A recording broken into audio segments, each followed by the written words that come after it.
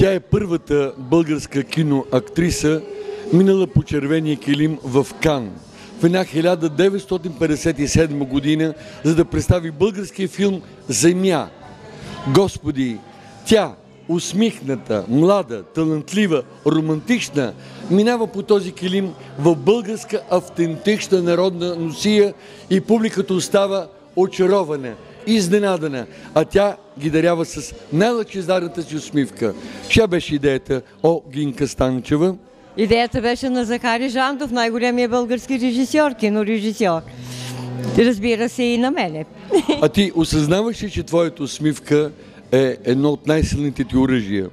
Не, то просто идва съвсем естествено. Не може човек да го осъзнава дали е така или не е така. Да, но някои имат 24 каратови усмивки, а други се смеят и се усмихват с половин уста. Не знам, но усмивката идва от сърцето на човек.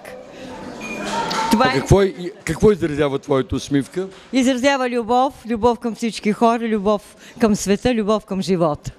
А самата ти използва ли си твоята усмивка, за да преодолееш някаква съпротива, за да успееш да постигнеш нещо?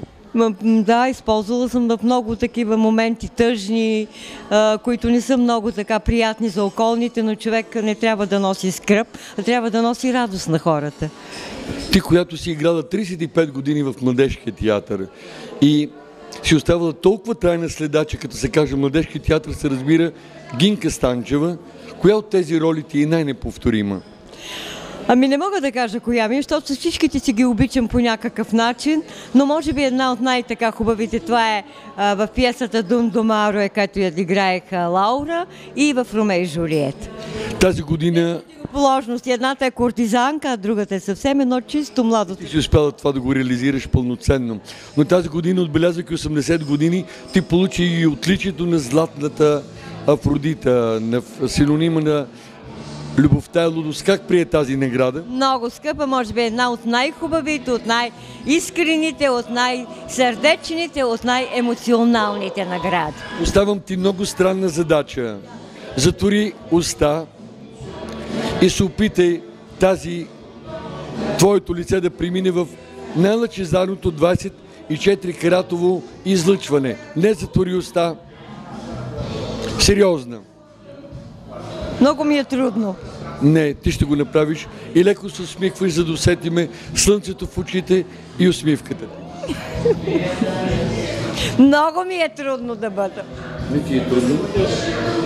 Камера работи. Сериозна ли съм?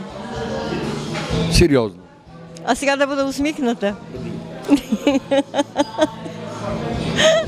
Гинка Станчева, дори на 80 години, Господи, не си личат.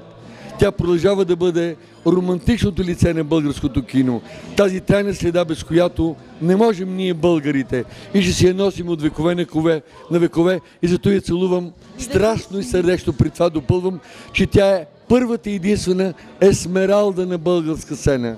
Да. Гинка Станчева, от дълбокото минало на Благоевградския театър. Това е любимата ми роля. Есмералда.